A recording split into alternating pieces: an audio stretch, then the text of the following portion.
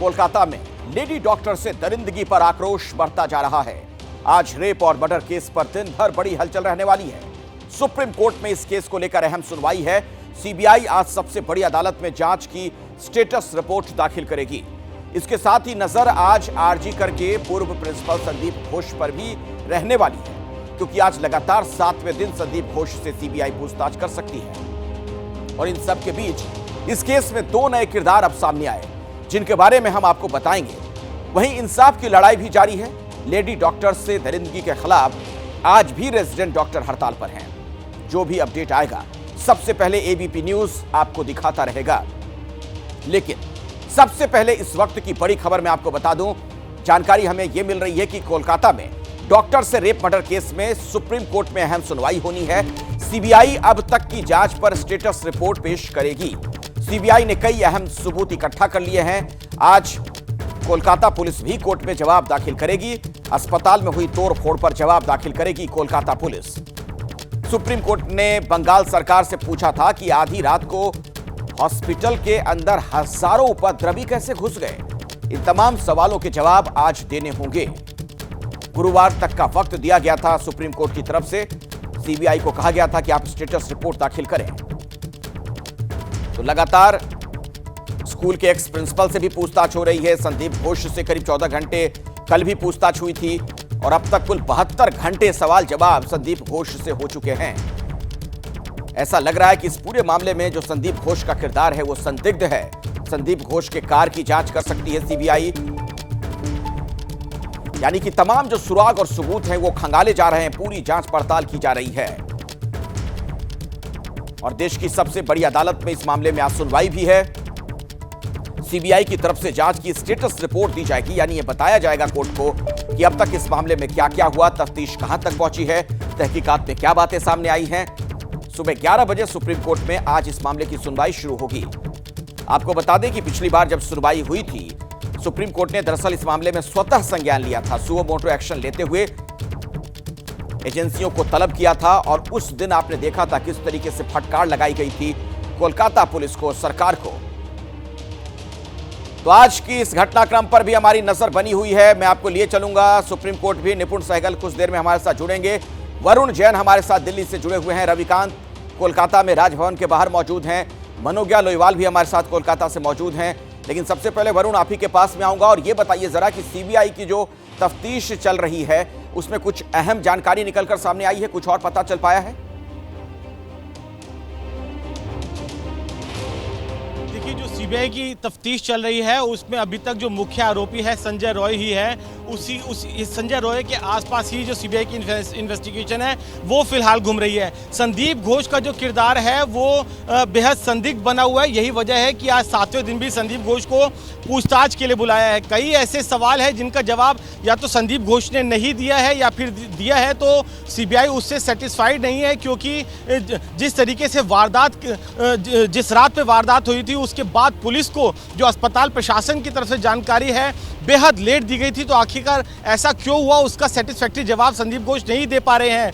जो पीड़िता है उसके परिवार को भी ये बात कही गई थी कि जो मृतका है उसने सुसाइड किया है। ऐसे में क्यों जो सच था वो छुपाए जाने की कोशिश की जा रही थी? क्यों संदीप घोष है उन्होंने तुरंत उसी दिन इस्तीफा दे दिया और अगले दिन दूसरी जगह ट्रांसफर करा के दूसरे कॉलेज में ज्वाइन भी कर लिया? ये अपने आप में बेहद संदिग्ध हो जाता है। कई किरदारों के बयान जो है पुलिस ने, सीबीआई ने दर्ज किए हैं और साथ ही जो संजय रॉय से उस रात को जिन जिन लोगों ने मुलाकात की थी उनके भी बयान दर्ज किए हैं। लेकिन फिलहाल अगर अभी तक की बात करें तो जितने भी टेक्निकल एविडेंस हो, फॉरेंसिक एविडेंस हो और जो पूछताछ में जो बयान दर्ज किए हैं उसमें सीबीआई की जो इन्वेस्टिगेशन है वो फिलहाल संजय रॉय जो कि मुख्य आरोपी है उसी के आसपास घूम रही है।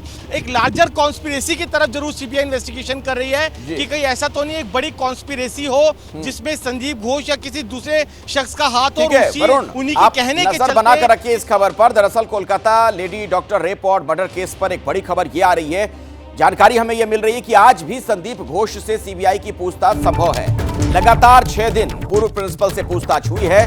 कल संदीप घोष से करीब 14 घंटे सीबीआई की पूछताछ हुई और अब तक संदीप घोष से 72 घंटे सवाल जवाब हो चुके हैं। आइए मैं आपको लिए चलता हूं सीधे कोलकाता से। मनोज्ञा हमारे साथ मौजूद हैं। मनोज्ञा, क्या संदीप घोष को लेकर कुछ ऐसा लग रहा है कि किसी बहुत गहरी बड़ी साजिश का ये किरदार है, इसीलिए इतना ज्यादा फोकस सीबीआई का इस पर?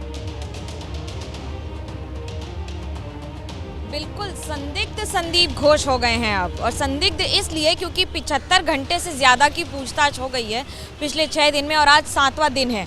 अभी वो अपने घर से निकल चुके हैं, बंगाल केमिकल का इलाका क्रॉस कर रहे हैं। थोड़ी देर में सीबीआई कॉम्प्लेक्स सीबीआई पहुंच जाएंगे, सीजीओ कॉम्प्लेक्स में। वहां फिर एक बार पूछताछ का दौर शुरू होगा। जो क्रॉस क्वेश्चनिंग है ना, उसमें फंसते नजर आ रहे हैं बार बार संदीप घोष। जवाब दे रहे हैं, लेकिन 6 दिन में कई जगह तो ऐसी बात है कि 2 से ज़्यादा जवाब दे चुके हैं एक ही सवाल पर। यहीं पर सीबीआई को सबसे ज़्यादा संदेह हो रहा है कि क्या है वो बात जिसको छुपा रहे हैं, बता रहे हैं, या फिर किसी को बचा रहे हैं, या वो किसी को बचा रहे हैं, या उनको कोई बचाने की कोशिश लगातार कर रहा था।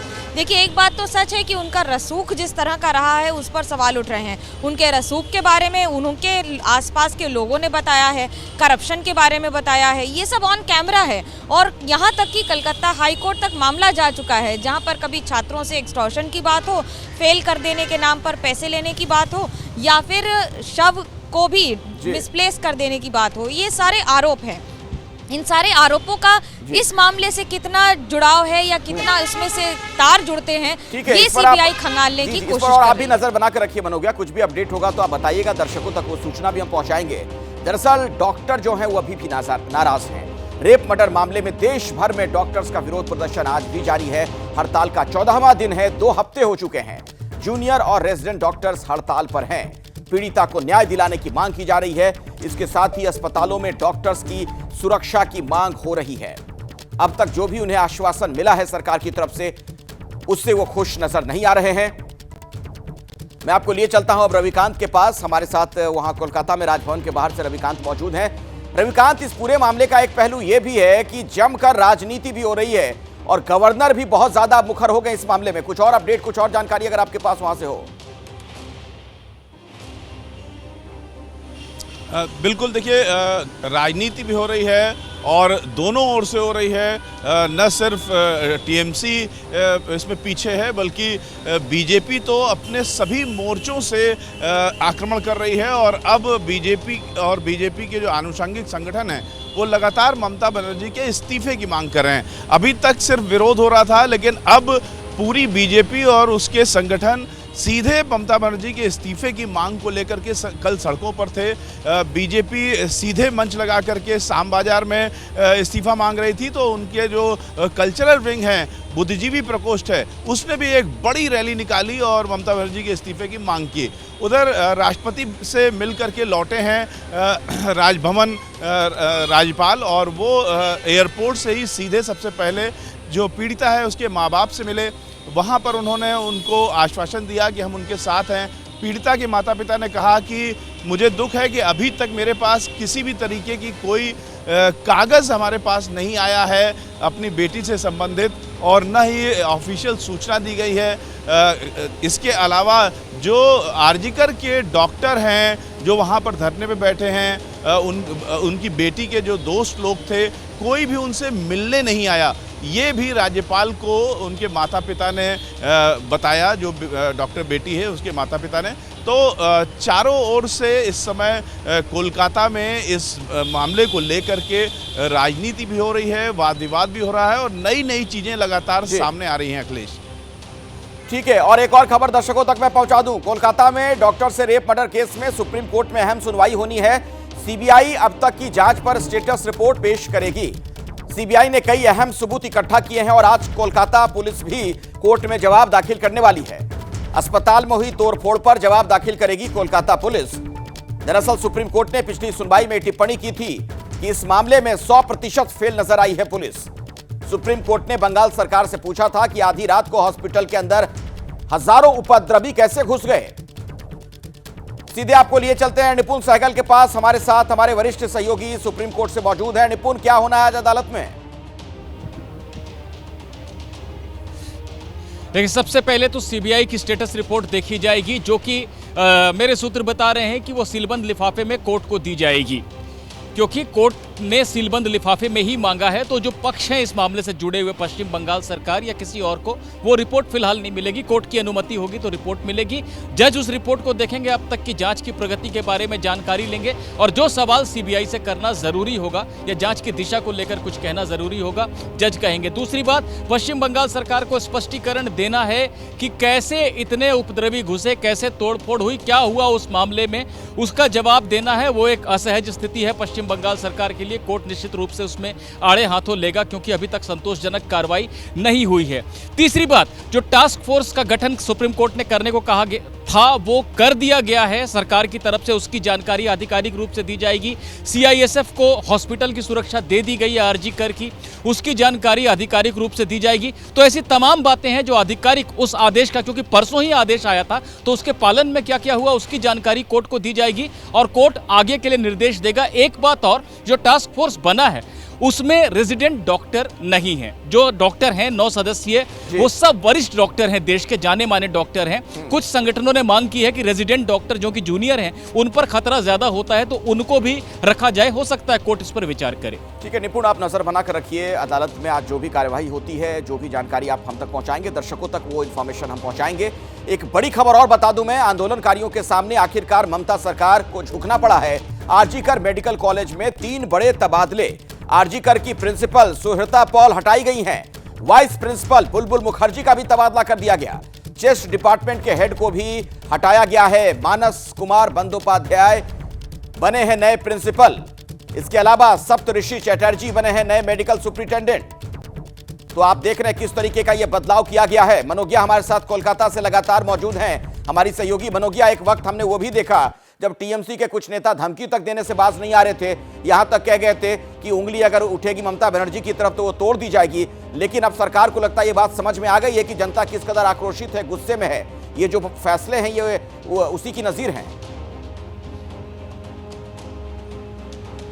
अखिलेश, उंगली इस बार जनता ने उठा दी है प्रशासन पर, सत्ता पर और सबसे ऊंची कुर्सी पर राज्य की।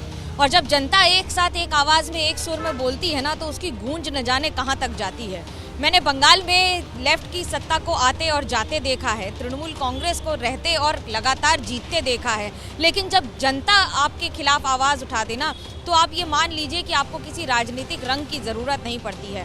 आज भी जितनी रैलियां हो रही हैं, जितने लोग सड़कों पर उतर रहे हैं, वो किसी दल से जुड़े हुए नहीं हैं और कोई भी दल ये नहीं कह सकता कि हमारा बल है जो सड़कों पर उतर रहा है। इस समय जनता आक्रोशित है, आम आदमी आक्रोशित है। घर की महिलाएं घर से निकलकर हाथ में मोमबत्ती लेके, मशाल लेके, तालियां बजाते हुए स्लोगन ये कह रही हैं, वी वांट जस्टिस। और यही वजह है कि ये जो गूंज है ये आपको नवान्नों तक पहुंचती हुई नजर आ रही है। और बार बार ये तबादले हो रहे हैं, ये ध्यान में रखते हुए कि अब कम से कम जो लोग हों उन पर सवालिया निशान या पुराने प्रश्न चिन्ह ना हो, क्योंकि कुछ दाग ऐसे होते हैं जिनका धुल जाना मुश्किल ही नहीं बल्कि कभी कभी असंभव हो जाता है। और ऐसे धब्बे छोड़ जाते हैं जिनको हर बार देखकर आपको एक टीस रहेगी कि ये क्यों हुआ था।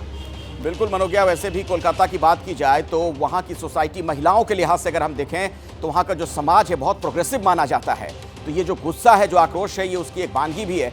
बहुत बहुत शुक्रिया फिलहाल इस जानकारी के लिए आप तमाम लोगों का। जैसे ही कुछ और अपडेट होगा मैं आपके पास लौटूंगा। वक्फ एक्ट में प्रस्तावित बदलाव को लेकर बिल पर आज जेपीसी की पहली बैठक है। ये बैठक सुबह 11 बजे शुरू होगी। इस बैठक में अल्पसंख्यक मामलों और कानून मंत्रालय के अधिकारी प्रेजेंटेशन देंगे। बैठक से पहले जेपीसी के चेयरमैन, बीजेपी के सांसद जगदंबिका पाल ने एबीपी न्यूज से खास बातचीत की। उन्होंने कहा कि संसद के अगले सेशन में यानी अगले सत्र में पहले हफ्ते में रिपोर्ट हम दे देंगे।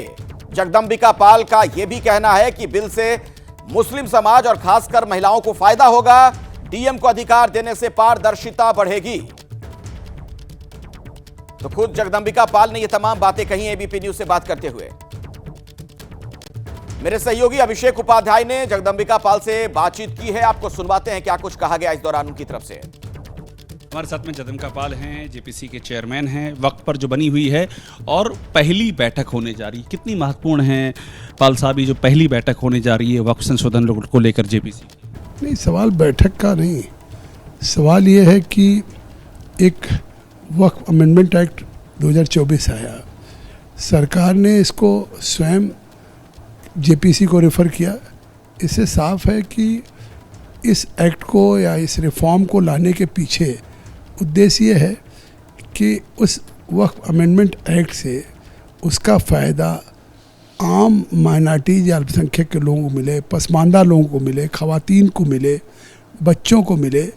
और उसी पे जो एक्ट आया है उस एक्ट में सभी हमारे सत्ता पक्ष और अपोजिशन के लोग थ्रेड एंड वेयर उसको डिस्कस कर सकें और ठीक से डिस्कस करके एक कम्प्रहेंसिव एक्ट या बिल ले आएँ।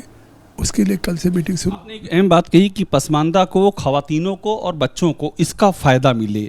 ये किस तरह से आपके उसमें शामिल है? मतलब क्या वाकई इस एक्ट में ऐसी चीज़ें हैं कि जिससे उनको फ़ायदा मिलेगा? नहीं, देखिए, एक्ट तो लाया गया इसीलिए कि जो भी कोई भी व्यक्ति वक्फ करता है तो वक्फ किस लिए करता है? The name of the god, for the 3 purposes, for religion, for pious purposes, for charitable purposes.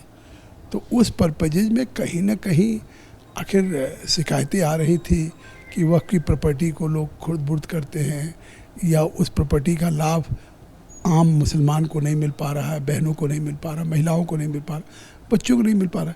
इसलिए एक्ट आया। और इस एक्ट में जब बिल को इंट्रोड्यूस कर रही थी सरकार तो आपने पहली बार देखा हो कि किसी बिल की एडमिसिबिलिटी पे 3 घंटे डिस्कशन हुआ। जितना बिल पे डिस्कस होता है, इसका अंदर सरकार चाहती है कि ये बिल अच्छे से अच्छा बिल हो, जो देश के हित में हो, आम अल्पसंख्यकों के हित में हो, लोगों के हित में हो। उस दिन भी स्पीकर साहब ने सबको सुना। मंत्री ने क्लियर कट जवाब दिया कि हमारा इस बिल को लाने के पीछे केवल पर्पज ये है कि हम वक्फ को किस तरीके से और मजबूत कर सकें, वक्फ की प्रॉपर्टी से जिस पर्पज के लिए किसी ने डेडिकेट किया है उसका लाभ उस समुदाय को मिल सके, सीधा पर्पज है। तो यूपी से हैं, बस्ती के रहने वाले हैं आप, अपने प्रशासन को अच्छे से देखा समझा है। वो कलेक्टर राज का अंदेशा जता रहे हैं जो मुस्लिम पक्ष हैं कि कलेक्टर राज आ जाएगा, सर्वे अरवे हर चीज़ में कलेक्टर होगा। अब देखिए, लगता है आप ऐसा सवाल पूछ रहे हैं कि पूरे देश में लैंड का कस्टोडियन कौन है और आखिर आपका बैनामा होता है, दाखिल खारिज होता है, नहीं होती है। तो आज भी है डिस्ट्रिक्ट मजिस्ट्रेट एक इंडिपेंडेंट एग्जीक्यूटिव का आर्गन है। वो आज किसी की सरकार हो तो उससे ज़्यादा कोई कस्टोडियन तो नहीं हो सकता, क्योंकि वो एक गवर्नमेंट ऑफिसर है और उसकी जिम्मेदारियां जवाबदेही भी है। आज नहीं तो कल भी उसकी जिम्मेदारी होगी अगर कहीं कोई कुछ करता है। तो आज आप देख रहे हैं कि उस आज भी जितने पूरी लोगों के पास अपनी संपत्तियां हैं, उसकी रखरखाव, उसके फैसले, उसके सब चीज़ों का की जिम्मेदारी कलेक्टर की होती है। तो कलेक्टर तो एक इंडिपेंडेंट है। क्या कलेक्टर किसी पार्टी का व्यक्ति है? क्या हर राज्य में एक ही सरकार है? सरकारें बदलती रहती हैं, उठती रहती हैं। कलेक्टर को अगर लाया गया तो एक परमानेंट जो एक जवाबदेह है सरकार की तरफ से, तो वो मतलब उसमें होगा। आज होता है कि भाई इसकी प्रॉपर्टी के सर्वे करने में इसमें सब चीज़ों में कोई ट्रांसपेरेंसी नहीं है। तो कलेक्टर तो एक परमानेंट आर्गन, एग्जीक्यूटिव आर्गन है, संवैधानिक आर्गन है। आखिर उस संविधान के 3 आर्गन है, एग्जीक्यूटिव है, लेजिस्लेचर है, जुडिशरी है। तो उस आर्गन को दिया है तो इसका मतलब है कि ट्रांसपेरेंट होगा। तो गैर मुस्लिम को बोर्ड में शामिल करने की जो बात है, डिस्कस जेपीसी में होगा। कब तक आप ये दे देंगे? इसकी रिपोर्ट कब तक दे देंगे एक आइडिया से? अगले सेशन के फर्स्ट वीक तक, जो स्पीकर साहब ने जिम्मेदारी दी है। दे देंगे फर्स्ट वीक तक। तो हमारे साथ में जतिन पाल हैं, जेपीसी के चेयरमैन, बताते हुए कि इस बिल का क्या महत्व है और ये भी कहते हुए कि अगले सेशन की शुरुआत में ही इस रिपोर्ट को सबमिट कर देंगे जो जिम्मेदारी उन्हें सौंपी गई है। कैमरा सुनील पांडे के साथ अभिषेक उपाध्याय, एबीपी न्यूज़, दिल्ली। कुछ और जानकारी आप तक पहुंचाते हैं इस मामले में। दिल्ली से मेरे साथ नीरज पांडे, मेरे सहयोगी, जुड़े हुए हैं और न्यूज रूम से अभिषेक उपाध्याय भी आपको नजर आ रहे हैं। लेकिन नीरज, पहले ये बताइए, कुछ खास और पता चल पा रहा है इस बैठक को लेकर? देखिए, इस बैठक का सीधा पर्पज ये है कि थोड़ी देर में 11 बजे ये बैठक शुरू होगी और इस बैठक में जो सभी दलों के अलग अलग प्रतिनिधि, अलग अलग सांसदों को सदस्य बनाया गया, टोटल 31 सदस्य हैं, सब अपनी अपनी बात रखेंगे। क्या कुछ नया किया जा सकता है इसमें, कैसे चेंजेस किए जा सकते हैं और कैसे इस कानून को और प्रभावी किया जा सकता है, उस पर सभी स्टेक होल्डर्स से राय ली जाएगी। इसके बाद भी तमाम ऐसे संगठन हैं, चाहे वो वक्फ बोर्ड हो, चाहे तमाम मुस्लिम संगठन हो, उन सबके सदस्यों को भी बारी बारी से बुलाया जाएगा अगली बैठकों में। उन बैठकों के जरिए उनसे भी रिटेन में क्या कुछ वो चाहते हैं वो भी लिया जाएगा और फिर बाद में जो ज्वाइंट पार्लियामेंट्री कमेटी है ये तय करेगी कि जो कानून में प्रावधान है उससे ठीक है। अलग जो सुझाव आए हैं उन सुझावों को कितना एडमिट करना है। ठीक है। अच्छा अभिषेक, ये बताइए, आपने चूंकि बात की जेपीसी के चेयरमैन से थोड़ी देर पहले, तो वो बहुत कॉन्फिडेंट नजर आ रहे हैं कि अगले सत्र के पहले हफ्ते ये रिपोर्ट पेश कर दी जाएगी। उन्हें कैसे लग रहा है कि विपक्ष के साथ वो सहमति इस पर कुछ बना लेंगे? देखिए, जेपीसी के जो चेयरमैन है जगदम्बिका पाल, उन्होंने इस पूरे वक्फ संशोधन बिल की खुलकर हिमायत की है और उन तमाम मुद्दों पर जिन पर कि विपक्ष विरोध कर रहा है। जैसे कि दो मुद्दे मैं आपको बताऊं। पहला मुद्दा है कलेक्टर राज का मुद्दा। कहा जा रहा है कि सर्वे से लेकर के वक्फ प्रॉपर्टियों के उनके रजिस्ट्रेशन, सत्यापन, ये सारा काम कलेक्टर के हाथ में आ जाएगा। इसका भी उन्होंने समर्थन किया है। जगदम्बिका पाल ने आज पहली मीटिंग है, उसके पहले उन्होंने हमको इंटरव्यू दिया है और उन्होंने कहा है कि कलेक्टर तो कस्टोडियन होता है। बड़ी बात यह है। दूसरी बात यह भी है कि जो विपक्ष आरोप लगा रहा है कि इससे आप मुसलमानों के हक को मार रहे हैं, उन्होंने कहा मुसलमानों की जमीन खुर्द-बुर्द हो रही थी, उसको हम सही कर रहे हैं। तो कुल मिलाकर के वो इसकी पूरी तरह हक में है और नंबर उनके साथ में, इसलिए उनको लगता है कि ये रिपोर्ट वो दे सकेंगे समय से। जी ठीक है अभिषेक उपाध्याय, धन्यवाद आपका इस जानकारी के लिए। नीरज भी हमारे साथ मौजूद थे। नीरज शुक्रिया। अभी की बड़ी खबर महाराष्ट्र से, यहां बदलापुर की घटना से जुड़ी एक बड़ी जानकारी सामने आ रही है। अब से कुछ ही देर के बाद बॉम्बे हाई कोर्ट में सुनवाई शुरू होगी। बॉम्बे हाई कोर्ट ने इस मामले में स्वतः संज्ञान लिया था। हाई कोर्ट के 2 जजों की बेंच में बदलापुर केस पर सुनवाई होगी। तो अब से कुछ ही देर के बाद इस पूरे मामले में बॉम्बे हाई कोर्ट में सुनवाई शुरू होनी है। कोर्ट ने खुद संज्ञान लिया इस मामले का। 2 जजों की जो बेंच है वहां पर इस मामले में पूरी जानकारी पुलिस की तरफ से दी जाएगी। कुछ ही देर में बॉम्बे हाई कोर्ट में सुनवाई शुरू हो जाएगी। एक ऐसी घटना जिससे आपने देखा था कि लोग बड़ी संख्या में आक्रोशित हुए थे, गुस्से में थे, रेलवे ट्रैक पर पहुंच गए थे। बदलापुर रेलवे स्टेशन पर भीड़ नजर आई थी जब ट्रेन की सेवा वहां बाधित भी हुई थी। सीधे में हम आपको लिए चलते हैं बॉम्बे हाई कोर्ट। मृत्युंजय वहां पर मौजूद है। मृत्युंजय, क्या होना है आज अदालत में? देखिए, बहुत ही महत्वपूर्ण सुनवाई होनी है। बदलापुर में 2-4 साल की बच्चियों के शोषण का मामला है और ये मामला अब हाई कोर्ट पहुंच गया है।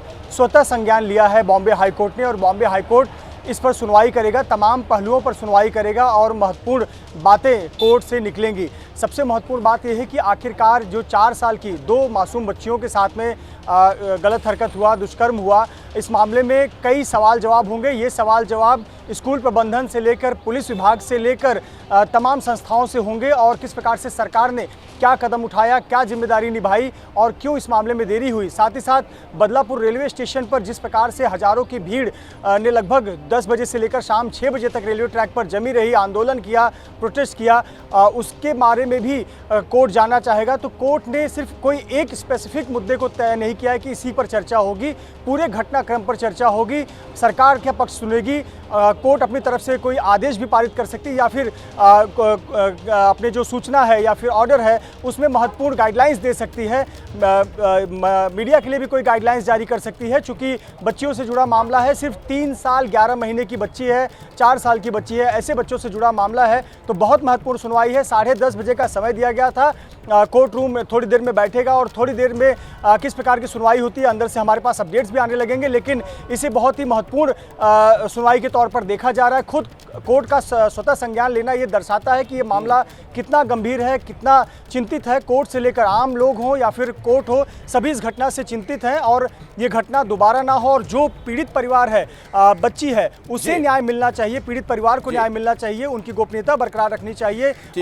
इस पर भी कोर्ट ने कुछ मैं दोबारा आता हूं आपके पास। दरअसल बदलापुर की घटना के बाद जहां लोगों में गुस्सा है, वहीं शिक्षा के मंदिर में घिनौनी करतूत की जांच जारी है। इसी से जुड़ी एक बड़ी जानकारी मैं आप तक पहुंचाना चाहता हूं। बदलापुर में मौजूद क्राइम ब्रांच की टीम स्कूल में जाकर जांच कर रही है। तो स्कूल में भी जांच शुरू हो गई है। क्राइम ब्रांच की टीम वहां पर पहुंची है। बदलापुर की इस घटना ने वहां पर लोगों को बहुत आक्रोशित भी किया। मृत्युंजय के पास एक बार फिर से मैं आपको लिए चलता हूं। मृत्युंजय, कोर्ट में तो जो होगा उस पर आपकी नजर रहेगी, लेकिन सियासत के मैदान में भी हम देख रहे हैं कि बहुत ज्यादा गहमा गहमी दिख रही है। महाराष्ट्र में आने वाले दिनों में विधानसभा के चुनाव भी है और उसकी छाप साफ तौर पर नजर आ रही है। देखिए, कई पहलुओं पर हम इस पर बात कर सकते हैं। एक तो कोर्ट निश्चित तौर पर सुनवाई करेगा जिस पर हमारी निगाहें होंगी। दूसरी तरफ एसआईटी की टीम पूरे मामले की जांच कर रही है। कल ही जो स्पेशल आईजी हैं डॉक्टर आरती सिंह, उनकी अध्यक्षता में टीम गठित कर ली गई है। उसमें जो टीम बनाई गई है उसमें बहुत ही एक्सपर्ट हैं, जैसे कि टेक्निकल एविडेंसेस कलेक्ट करने के लिए एक्सपर्ट हैं, बच्चों की काउंसलिंग करके उनसे बात कैसे की जाती है 2-3 साल के बच्चे, 4 साल के बच्चे से, उसके लिए एक्सपर्ट टीम है, महिलाओं की टीम है। तो डॉक्टर आरती सिंह के नेतृत्व में ये जांच शुरू हो गई है और सबूतों को इकट्ठा करने का काम किया जा रहा है। चाहे वो जाकर घटनास्थल पर पूरी जांच करनी हो, स्कूल में जाकर जांच करनी हो, पीड़ित परिवार से बात करनी हो, सबूतों को इकट्ठा करना हो, इस पर पुलिस काम कर रही है। लेकिन जैसा आपने कहा कि सियासत तो जमकर हो रही है। सियासत तो उसी दिन शुरू हो गई जिस प्रकार से ये मामला सुर्खियों में आया। आम लोगों का गुस्सा था और आम लोगों का गुस्सा सड़क पर दिखा, स्कूल में दिखा और वो गुस्सा फिर बाद में रेलवे स्टेशन पर दिखा। लेकिन रेलवे स्टेशन पर ही जिस प्रकार से भीड़ बढ़ती गई, वहीं से मुद्दा उठने लगा कि अब इसका राजनीतिकरण हो गया है। आरोप लगने लगा, सत्ता पक्ष ने, खुद महाराष्ट्र के मुख्यमंत्री ने आरोप लगाया कि यह प्रायोजित था। लोगों के हाथ में इतने कम समय में बैनर पोस्टर कैसे आ सकते हैं, तो ये प्रायोजित भीड़ थी। लेकिन वहीं पर पीड़ित जो दूसरा पक्ष है, विपक्ष है, वो कह रहा है कि बहन बेटियों के न्याय के लिए भीड़ इकट्ठा हुई थी और नजर बनाकर रखिए। आज अदालत में जो भी कार्रवाई होगी, जैसे ही कुछ अपडेट वहां से हमें मिलेगा, हम दर्शकों तक वो जानकारी पहुंचाएंगे। दरअसल बदलापुर की जो घटना है, इसके बाद लोगों का गुस्सा फूट पड़ा था। इसी को लेकर कांग्रेस की सांसद प्रणति शिंदे ने कल एक विवादित बयान दिया था। प्रणति का कहना था कि रेल रोको प्रदर्शन तो सभ्य था, आग लगानी चाहिए थी। सबसे पहले आपको सुनवाते हैं कि प्रणति ने कल क्या कहा और उसके बाद हमारी सहयोगी रोमाना ने जब उनसे सवाल पूछा तो क्या सफाई दी गई। विकृत मानसिकता है लोगों में बाहर आ रही है, क्योंकि सत्ता में जो है वो इसका समर्थन कर रहा है। मैं तो कह रही हूँ प्रोटेस्ट तो बहुत सभ्य था, वहाँ पे तो आग लगानी चाहिए थी। विकृत मानसिकता है लोगों में बाहर आ रही है, क्योंकि सत्ता में जो है वो इसका समर्थन कर रहा है। मैं तो कह रही हूँ प्रोटेस्ट तो बहुत सभ्य था, वहाँ पे तो आग लगानी चाहिए थी। कांग्रेस सांसद प्रणति शिंदे हमारे साथ एबीपी न्यूज पर मौजूद हैं। प्रणति, आपने ये जो बात कही है, आप तो सांसद हैं, देश लोकतंत्र कानून व्यवस्था के दायरे में रहकर चलता है, ऐसे में आप कह रही हैं कि साहब हिंसक हो जाना चाहिए था, प्रदर्शन आग लगा देनी चाहिए थी, ये कैसा गैर जिम्मेदाराना बयान? देखिए, लोग क्या करे, आप एक औरत है, ओके, और अक्रॉस पॉलिटिकल लाइन, इसमें कोई राजनीति करने की जरूरत ही नहीं है। महिला का कहाँ जाए, हम कल तक कह रहे थे कि स्त्री जन्म जो होता है उसका स्वागत करना चाहिए। शायद इसीलिए कहते हैं, क्यों ये नैरेटिव क्यों सेट किया गया कि स्त्री जन्म का स्वागत किया जाना चाहिए। शायद हमारे माता पिता हमको इस दुनिया में इसीलिए नहीं लाना चाहते हैं क्योंकि हमारा फ्यूचर इस तरह होने वाला है। और कितना सहन करेंगी इस देश के लोग, कितना सहन करेगी इस देश की बेटियां, कितना टॉलरेट करेगी, कितना सफर करेगी। लेकिन जब आप ये बात कहती हैं कि साहब आग लगा देनी चाहिए थे, आप तो सीधे सीधे अनार्की, अराजकता को बढ़ावा देती है। इसका मतलब ये कि आपको अपने देश की कानून व्यवस्था, संविधान पर भरोसा नहीं है। मैडम, जब प्रशासन हमारी सुनता नहीं है, जब जो सत्ताधारी है, जो रेपिस्ट गुजरात में रेपिस्ट जब बाहर आता है जेल के, उसका जब स्वागत किया जाता है, उसका सत्कार किया जाता है, जब प्रशासन हमारी एफआईआर की नोंद नहीं लेता है, जब 4 दिन बाद ऑफेंस का कॉग्निजेंस लिया जाता है, तो हम देखें किसके तरफ, हमारे होप्स किसके तरफ है, राइट? तो ऑब्वियसली फ्रस्ट्रेशन आ जाता है। आप सोचिए उस लड़की के ऊपर क्या हुआ होगा। मैं सोच रही हूँ, मैं समझ रही हूँ, मैं खुद उस दर्द को महसूस कर रही हूँ, लेकिन मैं फिर ये कहूंगी कि हम जरूर औरतें हैं, लेकिन उससे पहले हम इस देश के नागरिक भी है ना, और इस देश के संविधान और कानून व्यवस्था को बनाए रखना हमारी पहली जिम्मेदारी है ना। हमारी सबसे पहली पहचान तो हिंदुस्तानी की है। हम जाने कहाँ, जो पावर में है वो ही इसका समर्थन कर रहे हैं, वो रेप का समर्थन कर रहे हैं, वो महिलाओं को ऑब्जेक्टिफाई कर रहे हैं, तो हम जाए कहाँ? और आप समझ नहीं पा रहे हो कि वहां पे लोगों की भावना इतनी तीव्र है कि इसीलिए मैंने कहा कि obviously violence is the next best resort. ये सिविल वॉर होने वाला है। मैं लोगों की भावना मैं समझ रही हूँ, लोगों की भावनाएं कल हमने लगातार दिन भर एबीपी न्यूज पर दिखाई, लेकिन आप तो सांसद है ना, आपसे तो एक जिम्मेदार बयान और एक जिम्मेदार रिएक्शन की उम्मीद देश करता है ना।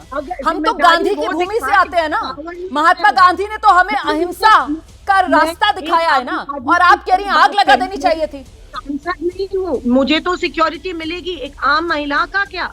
हमें काम पे नहीं जाना चाहिए, हमें हॉस्पिटल में काम पे नहीं जाना। अभी 4 साल की बच्चा, माँ बाप 10 बार सोचेंगे स्कूल में बच्चों को भेजने के पहले, तो ऑब्वियसली ये इसी तरह से फायर अप होने वाला है। अंत देख रहे, जैसे मराठी में कहते हैं हम हमारा अंत देख रहे, तो लोग अभी उनके हाथ में लेने वाले हैं। This is obvious, this is what happens in society. ये होने वाला है और इसीलिए मैं कह रही हूँ ये इतना वायलेंस होने वाला है, इसका इतना एग्जैजरेटेड लोगों के भावनाएं हैं, इमोशंस है, they are running so high कि इसीलिए ये जो रेड रोको है वो तो बहुत सभ्य चीज है। मैं I won't be surprised if people revolt against the government, because government इसका समर्थन कर रहा है। अगर लोगों के अगेंस्ट जाना है, गवर्नमेंट के अगेंस्ट जाना है, इन कल्प्रिट्स के अगेंस्ट जाना है तो क्या करें? What are we left with apart other than violence? अभी एक बड़ी खबर महाराष्ट्र से आ रही है, जहां लोक सेवा आयोग के खिलाफ पुणे में छात्रों ने मोर्चा खोल दिया है। 2 दिन से छात्र अनशन पर बैठे हैं। अब इस पर राजनीति गर्म हो गई है। एनसीपी के अध्यक्ष शरद पवार से महाराष्ट्र सरकार को अल्टीमेटम दिया है। शरद पवार ने कहा कि अगर छात्रों की मांग नहीं मानी गई तो वो छात्रों के साथ आंदोलन पर बैठेंगे। तो छात्रों की बात सुने सरकार, ये कहना शरद पवार का। छात्रों के साथ आंदोलन करूंगा, ये चेतावनी भी शरद पवार ने दी है। तो महाराष्ट्र में एमपीएससी परीक्षा पर विवाद और ज्यादा गहराता हुआ। अब खुद शरद पवार कह रहे हैं कि छात्रों के साथ वो धरने पर बैठेंगे अगर इनकी मांगें नहीं सुनी गई। तो छात्रों के साथ आंदोलन की बात कह रहे हैं शरद पवार। महाराष्ट्र में एमपीएससी परीक्षा का विवाद और ज्यादा गहराता हुआ और ये जो आंदोलनकारी छात्र हैं इन्हें अब शरद पवार का साथ भी मिल चुका है। शरद पवार ने सरकार को एक तरीके से अल्टीमेटम दिया कि आप छात्रों की बात सुने वरना मैं भी इनके आंदोलन का हिस्सा बनूंगा, इनके साथ आंदोलन करूंगा। ये तस्वीर भी हम आपको दिखा रहे हैं। जो आंदोलनकारी छात्र हैं वो आप देख सकते हैं किस तरीके से धरना प्रदर्शन करते हुए। और अब इस मामले में शरद पवार का यह कहना कि छात्रों की बात सरकार को सुननी चाहिए वरना वो भी इस आंदोलन में हिस्सा लेंगे। महाराष्ट्र में परीक्षा पर विवाद क्या है यह भी मैं आपको समझा देता हूं। 25 अगस्त को बैंकिंग और एमपीएससी दोनों की परीक्षा है। एक ही दिन 2 परीक्षा से छात्रों को परेशानी हो गई है। एमपीएससी की परीक्षा की तारीख बदलने की मांग है इनकी। कृषि विभाग के खाली पदों 258 पद जो खाली हैं उनमें भी भर्ती जोड़ने की मांग इन्होंने की है। पुणे में छात्रों का आंदोलन आज भी जारी है। इस आंदोलन में एनसीपी के नेता और शरद पवार के पोते रोहित पवार भी शामिल हुए। संवाददाता शिवानी पांढेर की एक रिपोर्ट आपको दिखाते हैं। मांगे है बहुत आसानी से पूरी हो सकती थी। जो नोटिफिकेशन अगर कमीशन रात के 1:30 बजे डाल सकता है तो इसके ऊपर जो भी रिजल्ट देना है उनको वो किसी भी टाइम पर कर सकते थे। लेकिन यहाँ से ये दिखाई दे रहा है कि कमीशन को यहाँ के बच्चों के लिए कोई हमदर्दी नहीं है, उनके पास कोई हमारे लिए समय नहीं है। तो हमारी यही मांगे है कि कमीशन इसके बारे में सोचे। हमें बहुत तकलीफ हो रही है। 2 दिन से हम यहाँ बैठे वाले हैं, कुछ खाए नहीं पिए नहीं, रात यहाँ ही गुजर गए। हमको बहुत तकलीफ हो रही है। ऐसे एग्जाम पोस्टपोन, हमको एग्जाम पोस्टपोन चाहिए। 2 एग्जाम एक साथ आ रही है ना, तो हम नहीं दे सकते 2 एग्जाम, हमारा नुकसान होगा एक कोई, तो इसलिए हमें 2 पोस्टपोन चाहिए। महाराष्ट्र सरकार में मंत्री सुधीर मुनगंटीवार ने शरद पवार की पार्टी पर पलटवार किया। उन्होंने कहा कि चुनाव देखकर वो मैदान में उतरने की बात कर रहे हैं। एमपीएससी के छात्रों से देवेंद्र फडणवीस की बातचीत चल रही है। तो शरद पवार पर महाराष्ट्र सरकार के मंत्री ने यह पलटवार किया है कि चुनाव को देखते हुए शरद पवार ये सब कुछ कर रहे हैं। एमपीएससी के छात्रों से देवेंद्र फडणवीस की बातचीत चल रही है। दरअसल शरद पवार की तरफ से यह कहा गया था कि अगर इनकी मांगे नहीं मानी गई तो वो भी इस आंदोलन का हिस्सा बनेंगे, वो भी छात्रों के साथ इस आंदोलन में कूद पड़ेंगे। उसी पर यह बयान आया है सरकार की तरफ से। महाराष्ट्र सरकार में मंत्री हैं सुधीर मुनगंटीवार, उन्होंने शरद पवार की पार्टी पर पलटवार किया। उन्होंने कहा कि दरअसल ये सब कुछ चुनाव को देखकर किया जा रहा है, यानी राजनीति की जा रही है वोटों के लिए। एमपीएससी के छात्रों से देवेंद्र फडणवीस की बातचीत चल रही है, समाधान निकालने का प्रयास किया जा रहा है। ये सरकार का पक्ष सामने आया है।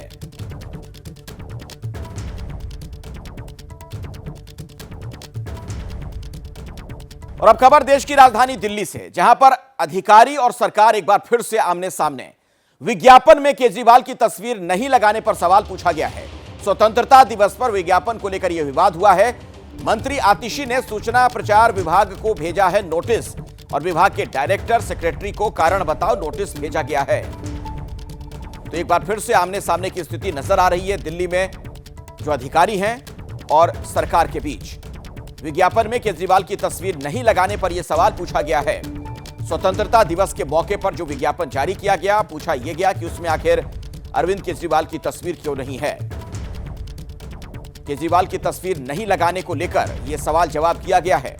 आपको यह बता दें कि मंत्री आतिशी ने सूचना प्रचार विभाग को नोटिस भेजा है और विभाग के डायरेक्टर और सेक्रेटरी दोनों को कहा है कि आप इस मामले में जवाब दें, कारण बताओ नोटिस जारी किया गया। ये वो विज्ञापन जो आप इस वक्त देख सकते हैं, स्वतंत्रता दिवस के मौके पर जो विज्ञापन जारी किया गया उसमें अरविंद केजरीवाल की तस्वीर न होने पर यह विवाद नजर आ रहा है। और दीपक मेरे साथ इस वक्त फोन लाइन पर जुड़ गए हमारे सहयोगी। दीपक, कुछ और भी पता चल पा रहा है सरकार की तरफ से, इस पर क्या कहा गया है दिल्ली की सरकार की तरफ से? देखिए अखिलेश, जो मंत्री हैं आतिशी, जिन्होंने चिट्ठी लिखी थी कि विज्ञापन इस तरीके का होना चाहिए कि दिल्ली के मुख्यमंत्री की तस्वीर जो है वो अखबारों में नजर आए, क्योंकि हर साल जब स्वतंत्रता दिवस का कार्यक्रम होता है उस दौरान जब अखबारों में विज्ञापन जाता है दिल्ली सरकार का तो मुख्यमंत्री की तस्वीर होती है। लेकिन जब DIP डायरेक्टर की तरफ से ये कह दिया गया कि इस तरीके का विज्ञापन वो नहीं डाल सकते क्योंकि मुख्यमंत्री जो है वो जेल में है और इस तरीके के आदेश का पालन भी नहीं किया जा सकता, जिसके बाद से अब जो है सो कोस नोटिस तो जारी कर दिया है मंत्री ने। मंत्री ने सीधे तौर पर यह भी कह दिया है कि अधिकारी जो है लगातार इस तरीके से जो चुनी हुई सरकार है उसके निर्देशों का पालन नहीं कर रहे हैं। ये पहला मैटर नहीं है, इससे पहले भी कई सारे मुद्दे ऐसे रहे हैं जिनमें सरकार की जो बातें हैं वो नहीं मानी गई। अभी हाल ही में झंडा फहराने वाला मामला भी था जिसमें आतिशी को से कहा गया था कि वो झंडा फहराए केजरीवाल चाहते थे, लेकिन जो GAD विभाग है उसने साफ तौर पर मना कर दिया कि वो झंडा नहीं फहरा सकती और मुख्यमंत्री के आदेश को इस तरीके से नहीं माना जा सकता जब तक वो जेल के भीतर हैं। तो वही मामला जो है दोबारा उठा है और अधिकारियों के और सरकार के बीच नया विवाद शुरू हो गया है। धन्यवाद दीपक रावत इस जानकारी के लिए आपका। और अभी एक बड़ी खबर आपको बता दें, मुंबई में दिव्यांग नाबालिग लड़की से छेड़खानी की सूचना मिल रही है। मुंबई पुलिस ने आरोपी को गिरफ्तार कर लिया है।